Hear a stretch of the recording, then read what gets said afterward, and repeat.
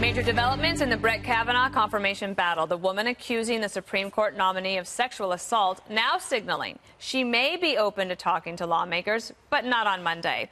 Lawyers for Christine Blasey Ford say she's prepared to testify next week if the terms are fair and ensure her safety, which is important.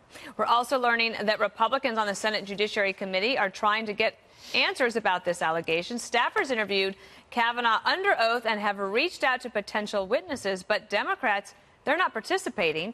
Even though the facts are not clear, the left is already claiming Kavanaugh is guilty. Here's Democrat Congressman Adam Schiff.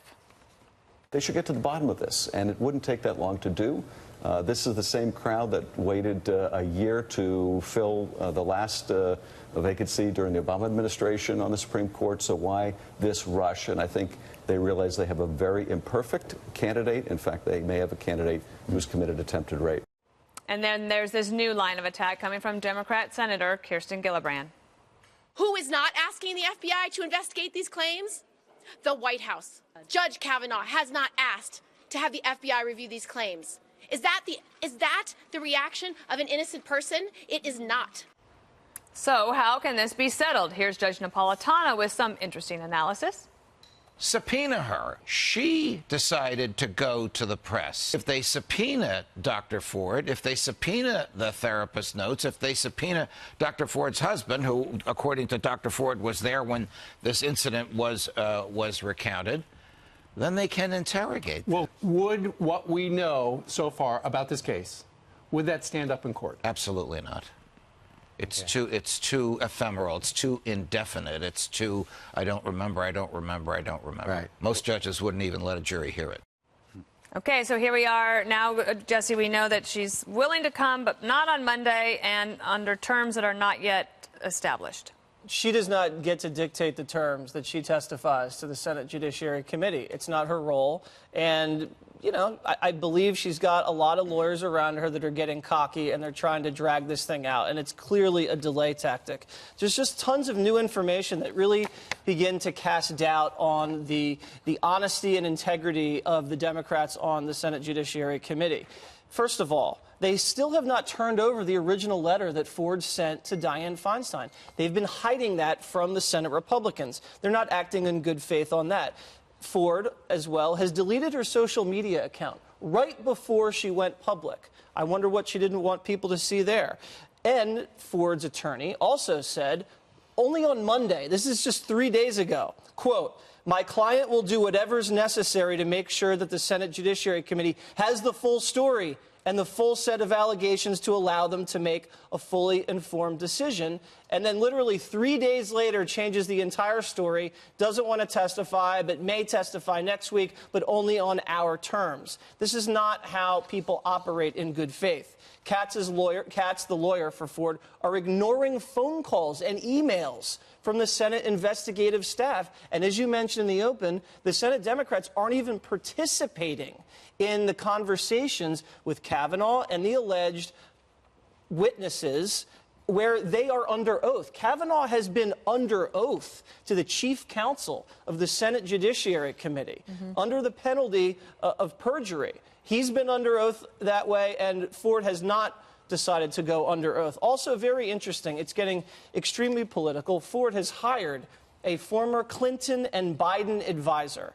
It doesn't look good if it's become this political at this point. It looks like the Democrats are making a partisan play here to delay and delay and delay, and there's less thought being paid to getting this alleged victim's story out there in an open forum. And I can't believe I'm quoting a senator and reading this letter. The Grassley letter to Dianne Feinstein. That's a masterclass of letters right there. Is one of the best letters I've ever read, and he goes through point by point.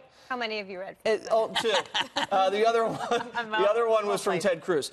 No, and he says this request for the FBI demonstrates a fundamental misunderstanding of how the FBI operates, and you understand this, Dan. Are you going to read all that? I don't want to read it, but I just want to highlighted a lot. I just want to summarize it. Okay. The Democrats are not operating in good faith, and the Senate Republicans have bent over backwards to accommodate this woman and have done anything possible to allow her to get her story out there.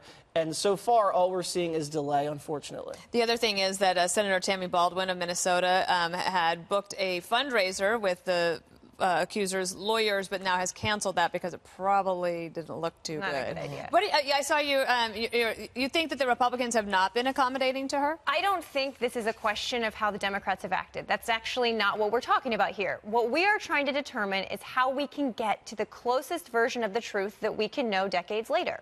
I think she should testify. I also think that Kavanaugh should testify again, and I think Mark Judge, who she alleges was in the room, should testify. If there are any other witnesses, they should testify. I think she should do it quickly.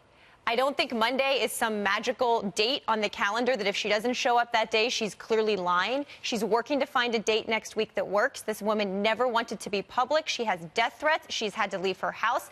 This is not a pleasant experience for anyone involved. So let's give her the opportunity to find a day next week that works and not impugn her reputation when we haven't even heard from her yet. Would Tuesday work? Is Tuesday better than Monday? Well, ask Dr. How dare Ford. you ask such a question? No, this isn't about the Democrats and how you don't like their behavior. It's about how to get Dr. Ford, Kavanaugh, Mark Judge, any other witnesses to testify, to find out what truth we can, and then the senators can determine whether that changes their vote or not. That's how the process works. It seems to me That's not crazy. Everybody's been pretty accommodating except for one group.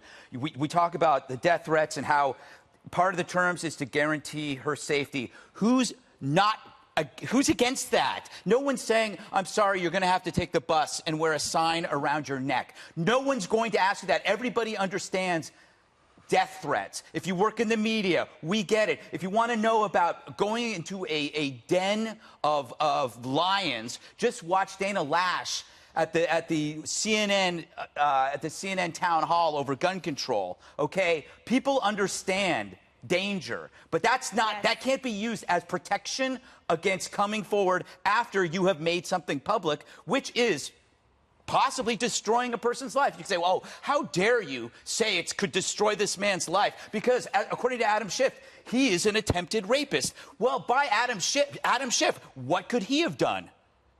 Where is he? Could you accuse him of something? How would his family feel if he was accused of something? This is not the America that I know, where you have due process, where a politician can just go, hey, maybe he is guilty of attempted rape. Maybe, even though the evidence is kind of ambiguous, and including the accuser isn't even sure, but we can just say they're guilty. We're in a time right now that is an incredible threat to our civilization because we are undoing an institution.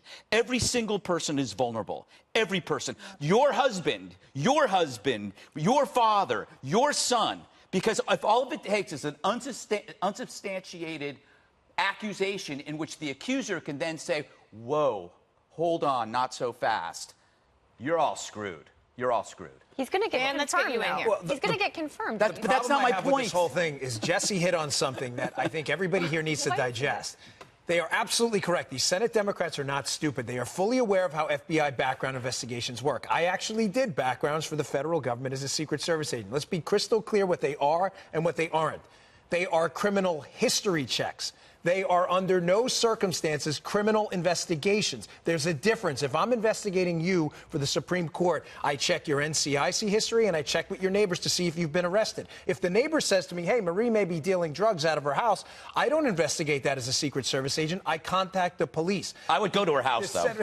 You're obviously not dealing drugs. But my point with this whole thing is the Senate Democrats are not stupid, and they know this. So them asking for the FBI to do a criminal investigation either speaks to their grotesque ignorance, which is not true, or the fact that, as Chuck Grassley accurately stated, it is purely an obstruction tactic. I did this. That does not happen. They do not do criminal background checks on this. Full stop on that. Well, we'll see what happens.